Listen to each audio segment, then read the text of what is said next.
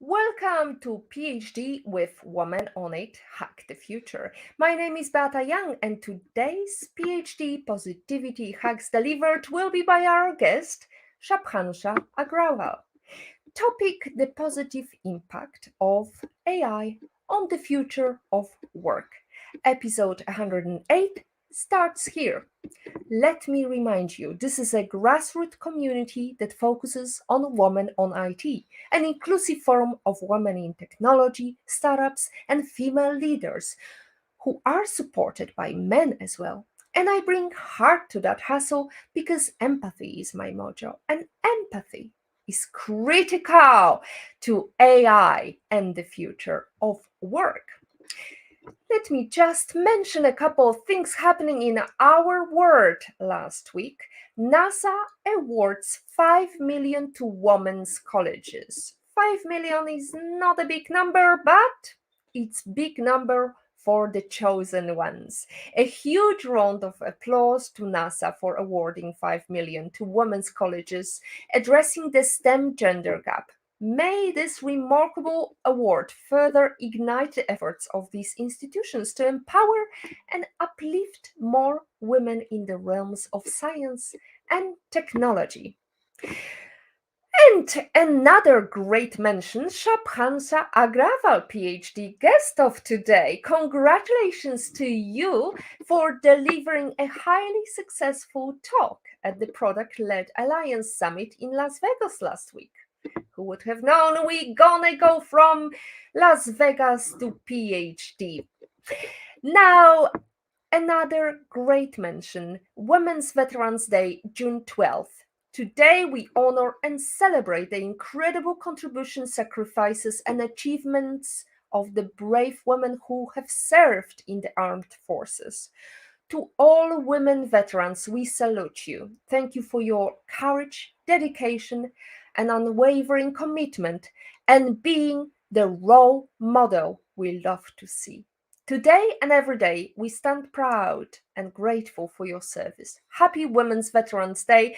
Happy Grace Hopper Day. Happy day overall, because we are just diving into the positivity hacks delivered. So let's go back to our topic, the positive impact of AI on the future of work. Artificial intelligence, AI, is reshaping the world as we know it. In this PhD episode, we will delve into the positive potential of AI, exploring how it can shape the future of work in a beneficial and empowering way. Our guest, Shubhansha Agrawal, is a seasoned leader with 12 years of experience in product management, engineering, and leadership across diverse industries and regions. Shubhansha is the head of product for contributions and community at Yelp and has played key roles at Salesforce and the Wall Street Journal. Don't miss this opportunity to gain valuable insights as we explore the intersection of AI and the future of work. Join us, ask questions, say hello. We are always welcoming new people, old people, great people who are tuning in. Shubhansha, let's start with a simple question. I don't think it's really artificial yet. Where in the world are you physically today? Hi, Beata. First of all, thank you for inviting me. I am in the not so sunny, actually, it's cloudy San Francisco, California right now. There you go. It's very cloudy here in Poland, Torun, the birthplace of Nicolaus Copernicus, the astronomer who was using a lot of devices. But really, what would these devices be without the human eye, human brain, analyzing?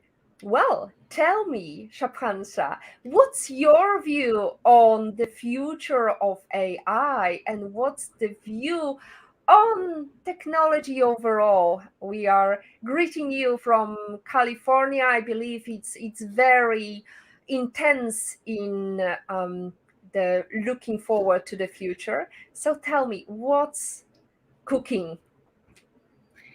Yeah, I mean, if I can say it in one word, it's exciting more than anything else. And I also want to iterate. I mean, since like especially this year, I think everyone I speak to, not in just California, but I think all around the world, we are having these conversations about what is the future of AI, how would we adapt to it, and I think that's the exciting part, to be honest, for me, the conversations, the thinking, the creativity, that how to leverage all of this for not just the future of work, but how to actually use this for other advancements. um, but yeah, How I to think use, yeah. sorry, go ahead, Beata. Well, how to use it, we're going to answer that question, if possible, within the next 45 minutes.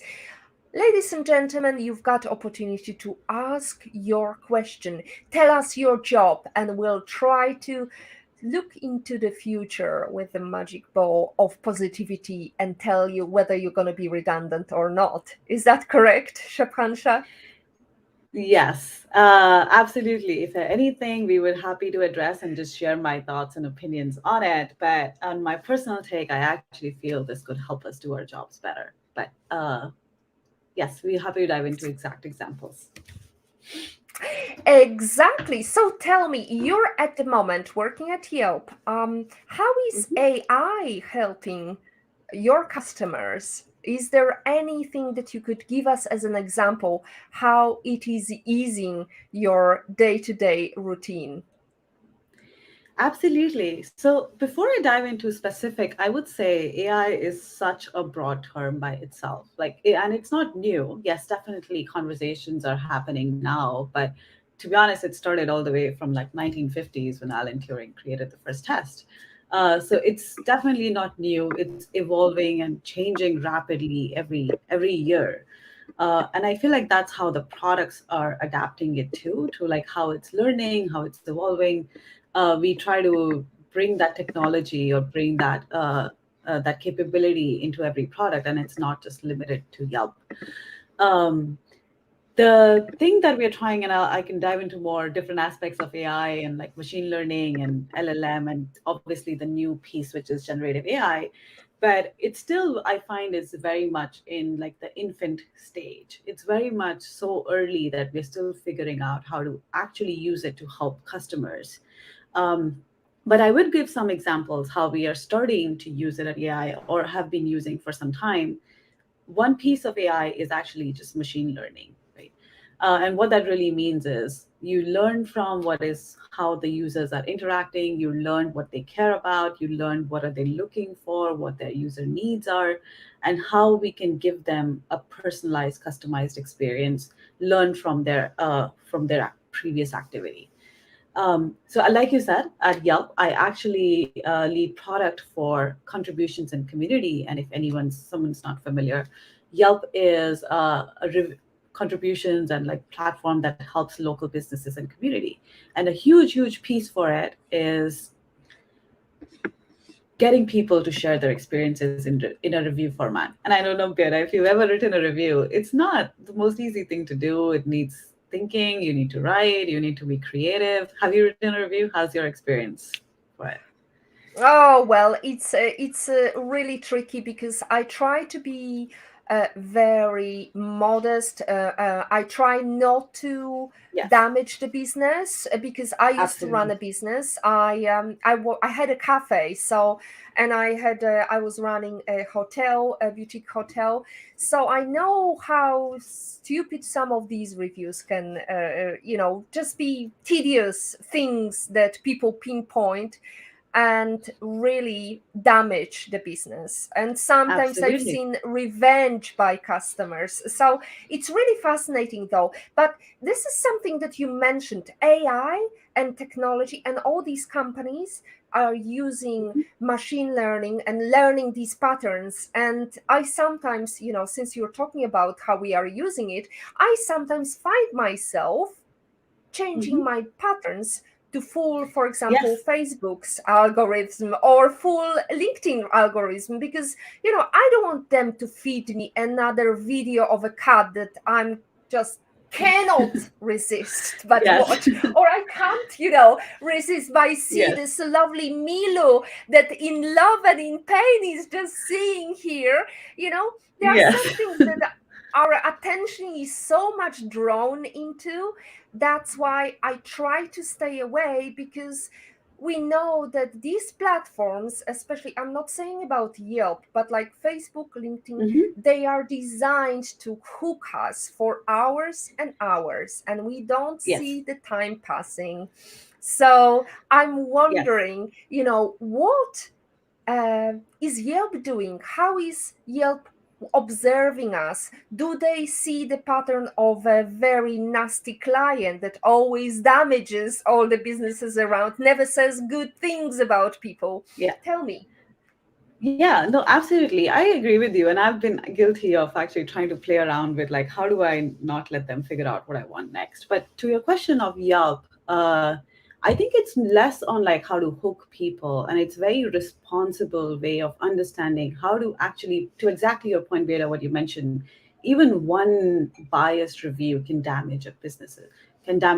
So really, it's all about understanding that the person who was writing a review, are they credible? Are they giving us, did they really act, do we really think they've visited a business? Is it coming from a reliable source? So there's a lot of things to understand from that, and then thinking, is this a good review? Should we actually be showing this review to other people? So it's almost try in the vein of actually helping businesses and helping local communities by making sure there's a huge trust factor in the content that we are producing for people to read. That's one piece of it. But the other piece that we try to do at Yelp, which is also guide people how to write a review, how to write a good review, because that's, I think, also is another piece. Sometimes reviews or any contributions or just social media in general can be very venting, but you also have to understand that you're actually writing or sharing your experience to your actually to your place exactly in an empathetic and a positive way, because it's an actual business. So the way we use AI is also by giving people some guidance on, like, for example, if you're writing a review for, let's say, a plumber, right? You want to be talking about maybe not like how they communicated, but rather all about how they actually did the job. Were they responsive? Did they do it on time? Were they communicated with you? Did you get a good value for price? Those are the things, those are more important, and we use AI to see what topics are relevant, what topics will be helpful for this business or people to write about, and then suggest that to the person who's actually writing a review. So it's still very in a small, nuanced way, the way we talk about it and leverage it, and not in any way of like, how can we hook you into it? Um, so that those are the high level of, I think, very high level of like how we think it's about trust and it's about guidance, how we leverage AI. Well, it's very interesting you mentioned trust, because I think there is lots of mistrust when it comes to machine learning, or pattern recognition in our behavior, human behavior.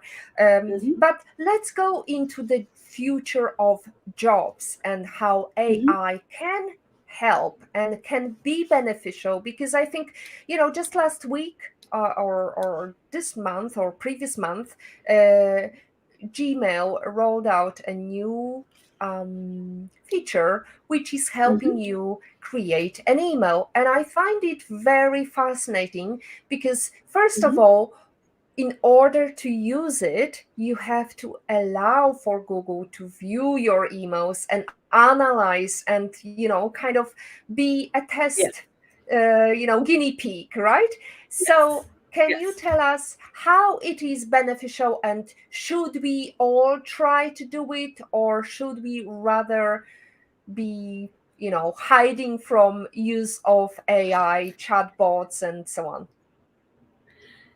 It's hard for me to give a generic of should we try it or not, but I can give my take on why we I think it's actually really valuable.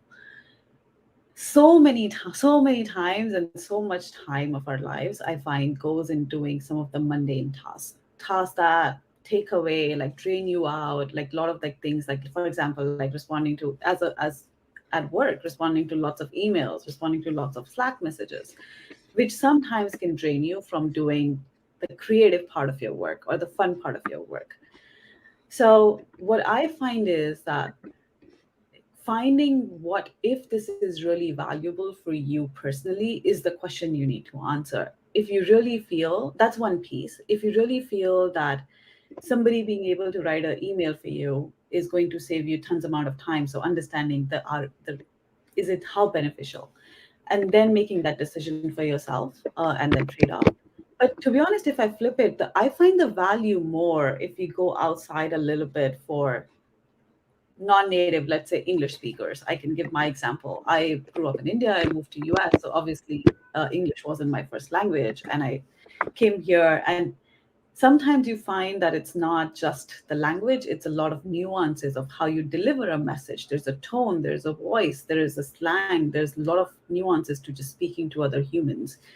And I find that this type of technology, even just writing emails, and helping me write my email in the tone that would get my message across, my story across in a most positive, most strong, and influential way that I would like, is really beneficial for maybe someone like me and maybe other people like me who can really use that guidance. And in the past, we've always had that. Like, for example, if you see tools like Grammarly and all the other tools out there who help you with like basics of English or basics of grammar, uh, but somebody who can really help you deliver your message in the tone and voice you want in like mission critical emails or emails that are really, really, you're applying for jobs or you're convincing your CEO about something. I find that personally really, really valuable. But again, I would say it's very dependent how you think, is this really going to benefit you in your day to day work? Right, there are upsides to Yeah. using this technology or using artificial intelligence or machine learning or chat GPT, provided your employer lets you use it. Because as we know, some of the employers decided to cut it, and they decided, some of the big corporations decided not to allow using AI at their workplaces. Now, I think though there are a couple of jobs that when we had a discussion you mentioned. So tell us Mhm. what you believe, which jobs would be probably replaceable by AI and why we should embrace it. So this is my take. I don't think any jobs personally would be completely replaceable by AI. I find there are parts or roles would be replaceable by AI. At least not not. It's very, like I said, it's very infant stage. It's too soon. They're still learning what is the capability of AI. But there are parts of every job that I feel can leverage and benefit from AI. So we can like almost like delegate some of that work to AI so we can focus on the other things. And I can give some specific examples. For example, again, let's say we can take recruiting or layoffs. There's a lot of time that goes into not just the person who's applying for a role, but also from the recruiting side and trying to understand what is out of thousands and thousands and thousands of resumes that they may get, which one's a good fit. This is where that's AI could help. We could give understand which one is a good fit for the role that we're looking for from historical patterns, or like who are the people that we want to go forward with.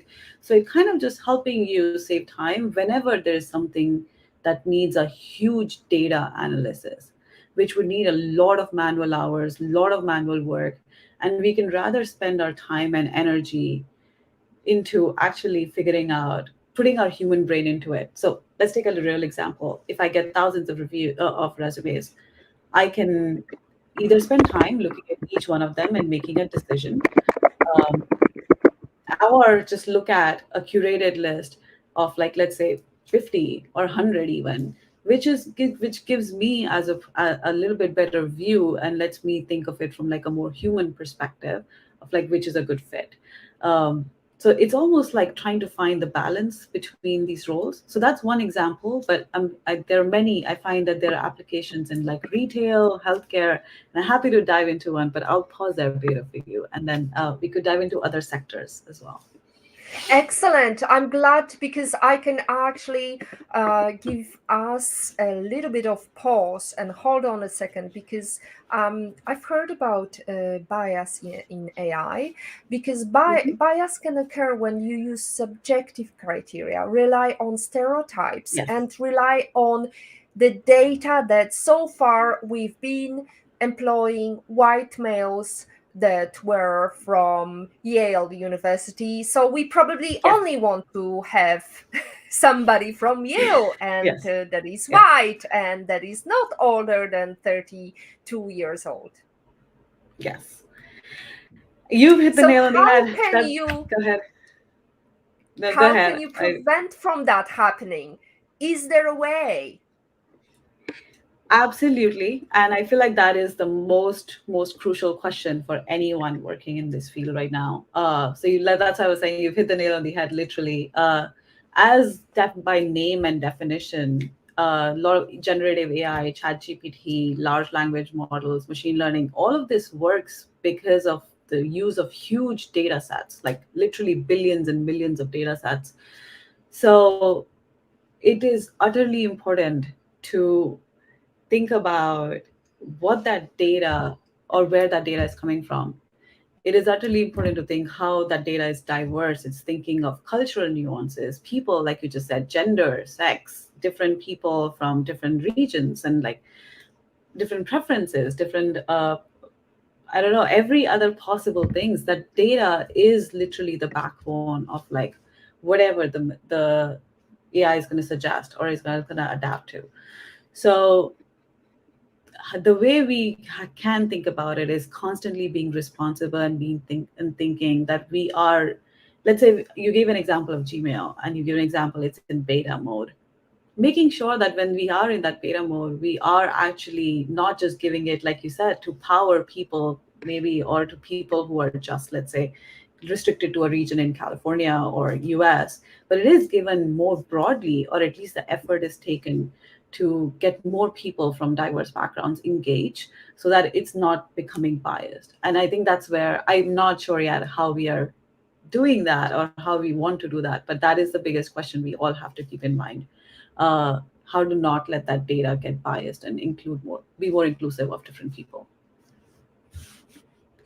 Well, it definitely needs human intervention, and we Mhm. need to check the data and we need to double check whether AI is not making Yes. mistakes because undoing these mistakes can take years, especially if you let machine do their own things.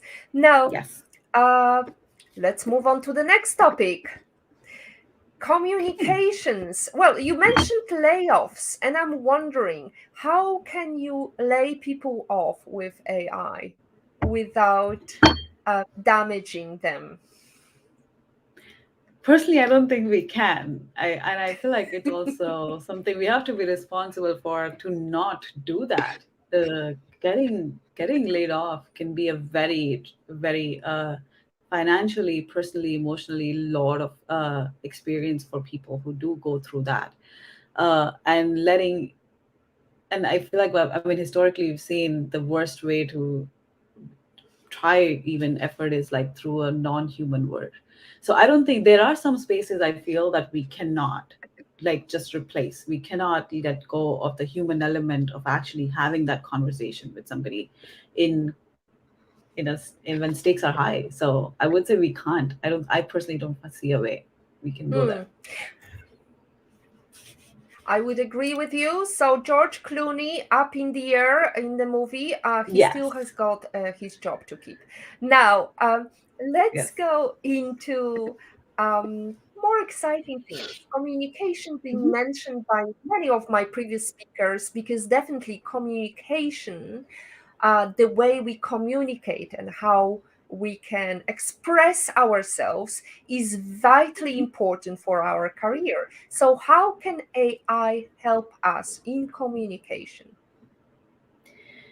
I think that's where it definitely has a huge role to play. I can speak from my own experience of like somebody who has been giving talks, there have been and spoken at different conferences. you always want to be able to deliver a strong message while also being able to connect with the audience. And so I find sometimes that's harder than you think. And of course, you know that, Veda, more than anyone. You run this amazing channel. So I think this is where AI or generative AI more than anything else can really help you hone that message based on who you're delivering. If I'm, let's say our topic is AI, but I'm explaining it to an IT professional versus I'm explaining it to 5-year-olds, or I'm explaining it to somebody or my parents who are completely not as tech savvy. Uh, the message can be the same, but sometimes that aspect of storytelling and that aspect of like how to deliver that message, that tone, can be harder to do. And I feel like that's where generative AI can really help by just putting in those parameters, who your audience is, how you want it to be friendly or cheerful, or you want it to be more academic or more detail. I feel like that can help you make the tweaks so that it's still your message, it's still what you want to deliver, so you're not just like taking something else and like delivering it. Still your message, but delivered and adapted in the way you like. And especially, again, I think I mentioned this earlier, I think it's super helpful for people who may not be as well versed in a particular language, and then they can adapt to that language. Yes. Totally agree. Now, retail. How can AI help in retail business? Oh, this is a fun one, to be honest. I think retail is can be very interesting because retail works a lot on inventory management, supply chain management, and optimizing. Let's say, even if you look at Amazon, or if you've heard of how Amazon does like Prime deliveries, they actually look at huge like neural networks and like ways they can optimize their delivery routes uh, to get that 2-day delivery, right? 2-day shipping, or even many other ways. So I think in these ways it's really helpful because, let's say, again, by looking at historical patterns of like which regions have more demands, which regions has less demands, we can manage the inventory. Retail stores can manage the inventory. The main distribution centers can manage the inventory. Um, but I also find like one of the biggest problem with retail are returns, huge return rates. And I find with the use of AI, if with the advancement you're seeing, and some all applications already doing that with like virtual try-ons of like clothes, virtual try-ons of like furniture in your house, where you can actually see and if it fits and how it looks in your furniture. I think all of this technology will vastly help in not just inventory management, less returns, but less waste. The more of these, so much of this returns and stuff, they go to waste because we don't have a good way of recycling and managing it. So being able to give the customer a view of what they want and customize it to their experience can really help manage uh, retail financially and environmentally as well. And also analyze the data in seconds rather than having somebody sit through and go through the books and looking Absolutely. through each item. Now, next topic, healthcare. That's a tricky one because there is a health risk involved. Tell us, how do you see it happening for the benefit of humans? Yeah, I mean, definitely, again, like you said, very high risk, high impact area sector where if we do make advancements, it's so beneficial for just everybody. But I do find this is the one of the more exciting sectors for me personally because I mean my dad actually is in a medical profession and he's a doctor, and I was having this conversation with him a couple of months ago.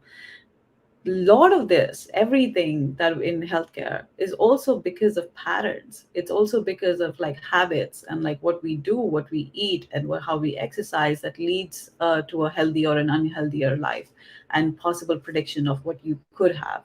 There's also hereditary things. There's also like a historical data of like family history, everything that leads to like your own analysis. So if you ever go to a doctor, it's pretty similar conversations. They ask you about your history. Try to get data from you so that they can make a prediction. that's I think where again AI comes in, where it can take all of that and make that prediction for you. And not to say that you don't need medical professionals, because you still need them, but it can maybe help that process where you also as a user can start to understand your health a little bit more, because there's a AI guiding you through it. So I think that's where I find it's like really helpful. I think even more exciting is the benefit of looking through DNA, because it's only the beginning of the Mhm. process, but definitely I'm now very interested in Alzheimer disease and old people's disease, and looking through the data of certain patterns for Parkinson, for Alzheimer, we can Absolutely. prevent some of these diseases in the future happening, because there is a narrative that goes through our generations, as you said, family, uncles, and so on. Yeah. It is really rooted down in the substance of our bodies, and we need to look through the data. It's impossible for humans, but it's very easy to do with machine learning or artificial intelligence. Now, also, I've heard, I'm not sure whether it's true, but actually, AI is more precise when it comes to diagnosis than humans.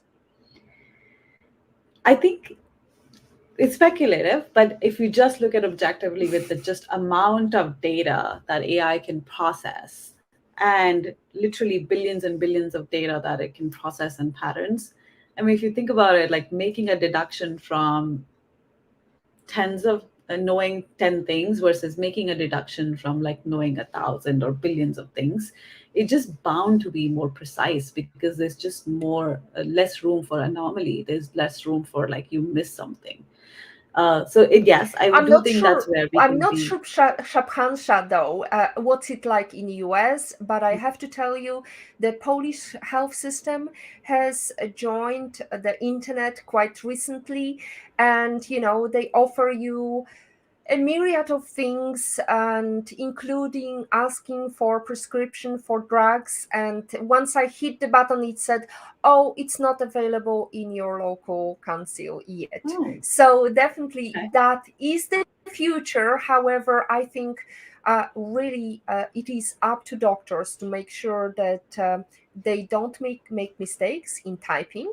It is Hmm. up to doctors to embrace technology, because I have to tell you, a couple of months ago, I was speaking with a veterinary and my friend who is a dentist, and they were Hmm. both talking about how difficult it is to type in the notes after visiting every customer, every client. After visit, they had to Yes. spend like 15 minutes to type in, and I was like, can't you use like voice recognition? And they Hmm. said, no, it's, too difficult and so on. And I'm wondering, Yeah. when are they going to change? Hmm. It is sometimes, I think it is that as a little bit more, like you said, change is hard and people find it like, what is there really a value? And I feel like sometimes it needs like a demo of like, okay, yeah, like you can change your job or you can focus on more important things just by if you adapt this one little thing. But to your point, like actually you just said, like even if that's the case where like even typing errors or just something not being available, you learn at the end of the process is something that AI can really, really help with, right? Because it can even help you find some autocorrect it. It can tell you maybe you meant something this. So it has a room for like even error handling and not just like prediction as well. Mm. Absolutely. So let's go from exciting world of healthcare and how difficult it is hack to minds of the people, of humans, and how to make them change patterns. Since we are talking about patterns a lot today, about machine Yeah. learning and patterns recognition, let's talk about language barriers. How can AI help with that? Again, I think a lot of AI is because it's data and pattern generated. And coming from, I don't know if you're aware of Beata, but coming from South Asia, where there are like hundreds languages, every time when I was in India, actually, I would go to a different state and there's a different language.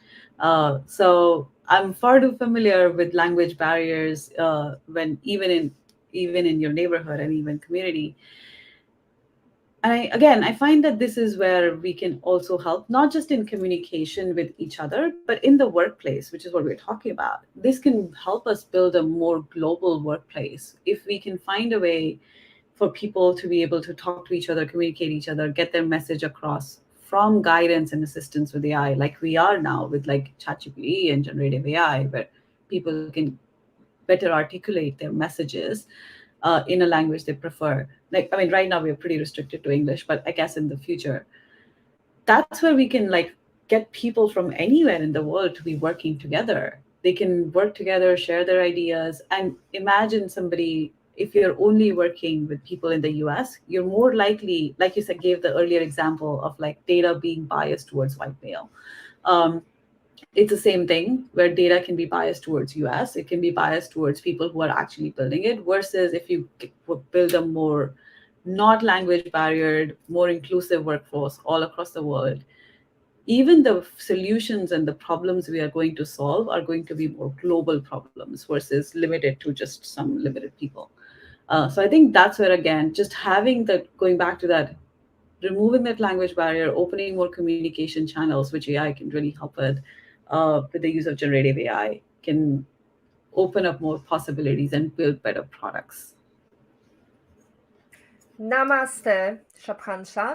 Now, let's talk about Namaste. mundane tasks and Mhm. what kind of task you believe we should be embracing, apart from voice recognition, which I really love. I mean, this meeting is Mhm. actually being transcribed at the same time, just to let you know, people Mhm. listening to us today, because we are going to have our conversation recorded not just on various channels like Facebook, YouTube, or LinkedIn, but also we are going to have notes at the end of the show and have it done by authors. So, voice recognition is upon us. We love it, we really embrace it. And so I'm wondering, what else would you recommend us doing apart from voice recognition, or letting Gmail go through our email and just generate some nice content for us? There are literally a lot more things happening, and I would give an example. Well, one of my favorite AI apps is actually called Midjourney. Have you heard of it, Beata? What it is? No, tell me. Yeah, so it is actually one of the more visual AI application in which you can just, similar to like ChatGPT, you can just tell them, and I think the prompt starts with something like slash imagine, and you can say anything, the most bizarre thing that you want to think of, like some uh, combination of like an animal and like with some props on some particular location and then some particular area, right? And you can say imagine this and make it in this tone, and it will literally give you a pop-up of an image that is literally a combination of all those bizarre things put together. So that's where I find it's interesting to think not just that it is textual or it is just emails. I think it can really help in like a visual aspect as well. And this is where I think, again, like a lot of some of the mundane tasks that you might find happening. For example, for artists, one of the things that I find artists doing is they um, are, whenever they're working on something, they create like a mock-up and they spend huge hours creating like mock-ups, and then the contract doesn't happen and it gets turned down. This is where we can help, right? Like if like Midjourney can help you create your mock-ups in like so quickly by letting you be creative, think as creatively, think of all the bizarre combinations of how you want your art or something to be, and just put it on paper. You can do 20 creative things versus spending hours doing one creative thing. So again, I think it helps reduce the time to actually do something so that you can spend more time thinking creatively and thinking of more possibilities. So that's just one example where I find like it's saving us more creativity. Yeah. Well, absolutely, creativity. And since you are talking about the imagine the world, I have to mention our previous speaker, Cindy Gallop, who is the founder of If I Run the World. And that is a startup that she kind of put it on the shelf. But however, the key here is remember that we can be creative while AI helps us, but really our creativity is unique. And here is a story Yes. I want to remind everybody. Hans Christian Andersen, who has written lots of lovely stories, he also wrote a beautiful emperor story about Chinese emperor who was in love with his nightingale. And the some one day the music master came with a bird who was just artificial and insisted that this was a much better bird than the real nightingale, not only because all of the diamonds they put, all the gold and everything that was inside, but the real nightingale was banished from the kingdom and replaced with the mechanical bird.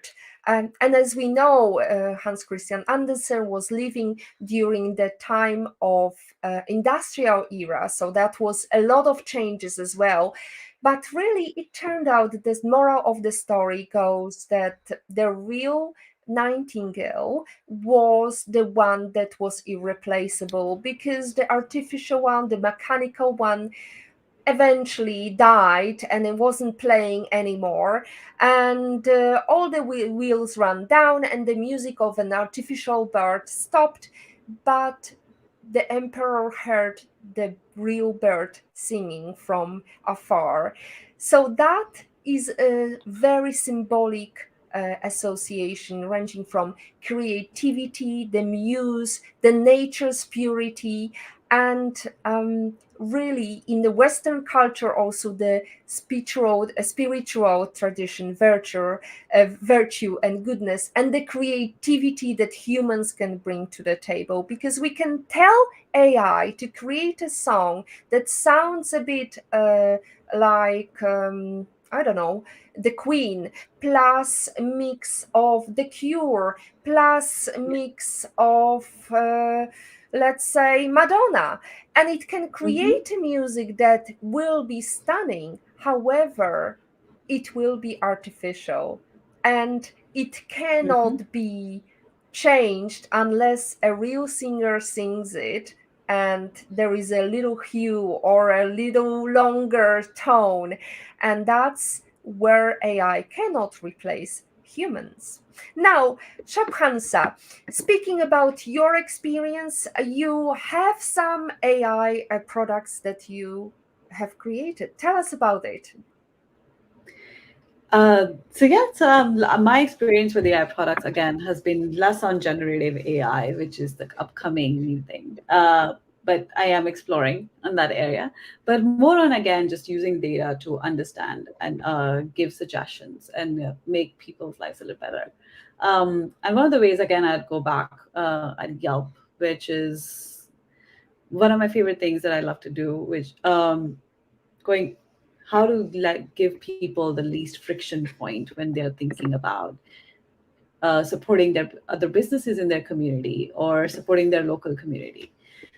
So one way we do it is again, like I mentioned earlier in the call, I think at the beginning, which is looking at what is it that we think people care about? What is it that what kind of businesses that we think they are most likely to share an experience about?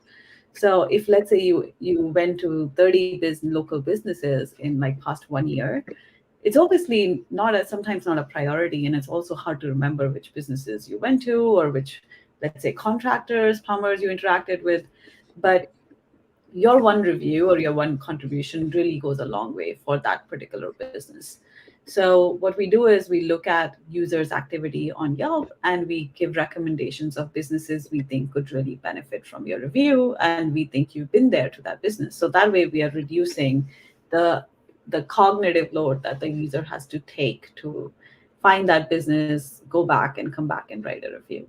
So I think that's one of my favorite ways of how we're just like very small, simple steps to just reduce any kind of friction in users' way. And making sure that empathy is critical when you are working with artificial intelligence or machine learning. Now, let me mention Sheryl Sandberg before I actually am going to prompt you, because we talked about her. The ex Mhm. CEO of Facebook once said, "The future is uncertain, but we must move forward with a sense of optimism and an openness to embrace new possibilities." So that's a message to everybody who's worried about their jobs. It's a way to embrace your new opportunities and learn new patterns, and learn how can AI help you on day-to-day activities. Now, Shubhansa, we talked about what is the benefit, but also we touched upon a little bit about, we talked about what can be dangerous if you rely on solely on artificial intelligence. Now, let's go into more uh, thinking about the past, and what is the number one book you would recommend to everybody to read because you wished you read it before you started your career? Absolutely. I mean, there are thousands and thousands of books, and I love reading. So I have so many books on my bookshelf, and I can give a lot of technical and academic books, as technical books as well, that help me do my job better. But the one I actually, and I was telling you, Beata, I keep going back to that book very frequently. It's called Crucial Conversations by Kerry Patterson. Um, and I think it was published 20 years ago. And I read that book actually not more than 5 years ago.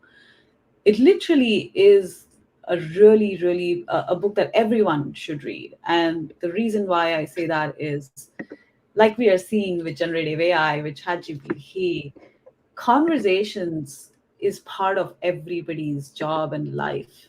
And no matter how good you may be at the job you do, and no matter how AI is in, or no matter how much AI is integrated in your job, there's always going to be a human element of like interacting with other people, getting them to see your vision, getting them to be on board with what you're trying to do, to whether that's in technology, whether that's in tax, lawyers, artists, anywhere.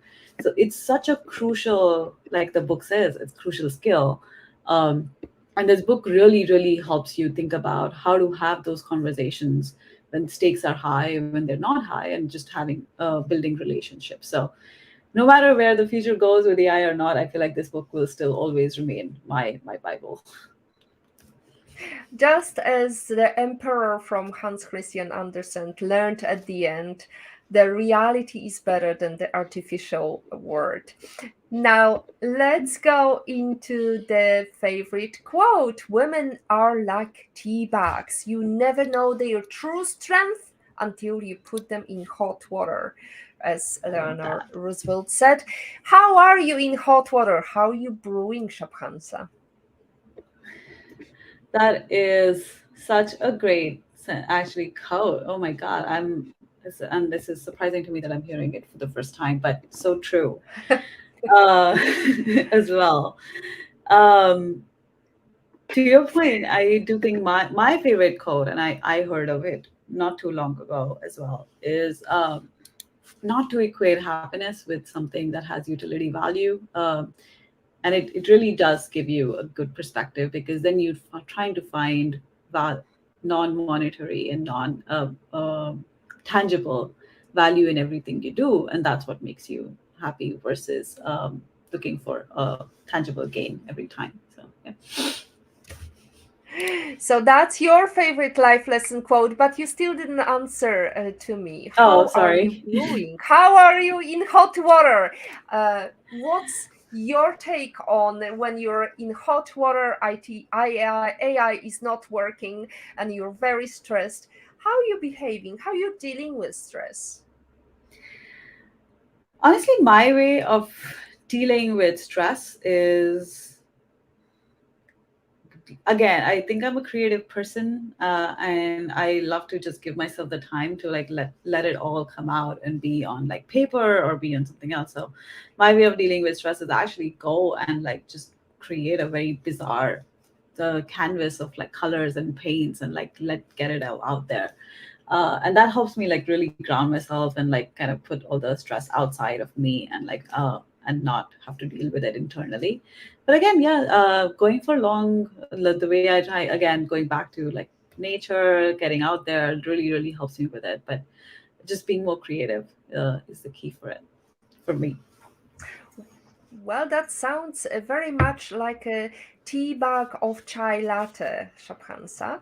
But I will let our viewers to decide how to creatively nail down how Shubhansa is behaving in hot water.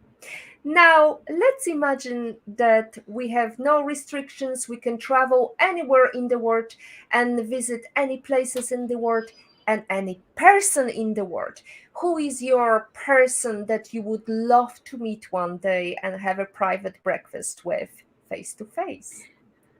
It's funny because you mentioned Sheryl Sandberg, and that actually is a person I would love to have private breakfast with, and not for just like have technical conversations or her amazing career, but I do believe she paved the way for a lot of women. When I was younger and I was thinking about getting into technology, I used to actually look into some role models, and she was just amazing at what she was doing. So yes, I would love that. I would love to ever have just a one-on-one conversation with her outside of Silicon Valley. Silicon Valley. Yes. Excellent. And where would you go to? I don't know. Somewhere. I mean, I my favorite places to travel anywhere in the world is actually in California. To be honest, to be honest, I've traveled a lot, but I love California. So anywhere where I can have a quiet conversation. Bay Area is beautiful with lots of beautiful valleys, and yeah, somewhere close and convenient is what I would say. You think you would convince her to visit California? I'm not sure, I but believe, I wish you all the best. You have to find, some exciting place in California to make sure yeah, that she is tempted. Well, yeah, definitely Sheryl Sandberg, the author of Lean In book and also the founder of Lean In movement, ex-CEO of Facebook, COO of Facebook, is definitely a role model for many. However, Shapansa, I believe you could be a great role model for many as well. Now, I see my team is prompting me to mention the next week's guest. So let's look at that beautiful poster prepared by our team. Next week, we are going to talk with Bella Bartswell. Score your objectives, delivering key results is the topic of discussion. But before we go and say our final goodbyes, I would like to ask you, Shubhansha, um, none of us are able to achieve success on our own. Who are or who is the number one person that you're grateful towards, and how did they help you? Can you mention anybody in particular? it definitely, I would say, Beata, it takes a village. I think you go through so many points and you find different people who motivate you. But I would not just, I mean, in life and work and your family, but I would definitely say my partner, my husband, is my really driving force, who's always been a very very strong partner for me and always like showing how more I'm capable of than maybe I thought of. So I would give a lot of credit there. Yes.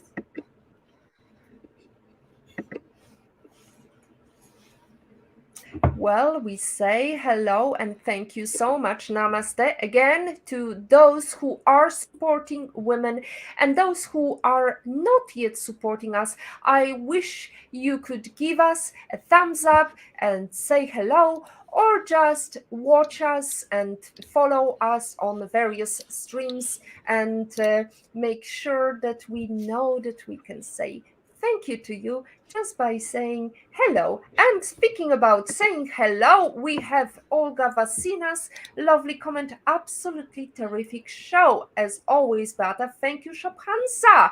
Heart, heart, heart emoji. Thank you so much, Olga. Lovely to hear from you as well. Hopefully, you have your questions answered with regards to artificial intelligence and the future of employment. Now, Shubhansha, as we are heading towards the end of the show, what is the number one advice you would say to every female who are considering career in technology? Number one, I would just say if you have hesitation, just do it. Like it is very empowering. It is very there's a definitely a place for it, place for every woman here. And the only way we can make a place for it is to actually just take a step and be in it. One of the things I tell other people, women I work with, is 50% of the population in the world is women, and all the products and all the technology products that are being made are used by women. So why not be the one making it as well? Mm, absolutely. Why not? Why Yes. not today? Why you? Because there is nobody else. Now, speaking of comments and cheering, we have Patrick Young, that would be my husband, saying, excellent show, ladies. Thank you very much, Beata and Shubhansha. Now, I wish you every success in meeting Cheryl. Hopefully, it will happen somewhere Mhm. in California or anywhere in the world. I believe she is giving her talk quite often. So, what better way but to say, I spoke on this PhD podcast with Beata Young, and she encouraged me to say hello to you, and she encouraged me to invite you for a private breakfast. What do you say? That sounds great. Yeah, I should try There it. you go. Yes, absolutely. You go for it because the worst that can happen is what? No, it's just a no. That's Exactly. it. Yes. Yes. Exactly. And who could refuse this beautiful smile? I couldn't, Oh, Shubhansha. Well, oh, there thank you you. go, ladies and gentlemen. It's been terrific show. Thank you, Shubhansha, because I have to tell you, ladies and gentlemen, everybody who's watching or listening to our show, that Shubhansha actually approached me and said, I would like to speak at your podcast. What can we do? When can we do it? And how can we do it? So, definitely, there is a message to every single one of you listening to us. Just go for it, just ask for it, and it will be delivered. And the worst that can happen, you hearing no. It is literally, I feel like that should be my new motto. I think that is the words to live by for sure. Namaste.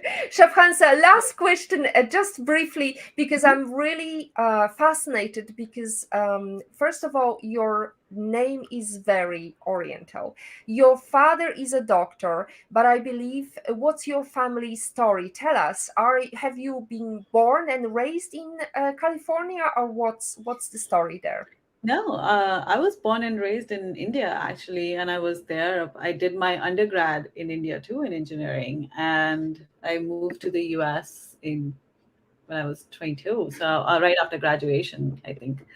Yeah, and my dad is a doctor, and they always encouraged me to literally just try whatever I want, whatever is exciting, and whatever career I want to make. So yeah, this is where I There you am. go. My parents, Here's yeah. Yep. No, So go ahead. Go ahead. Shabhansa is a role model for everybody, and if you want to book a private breakfast with her, she's available in California.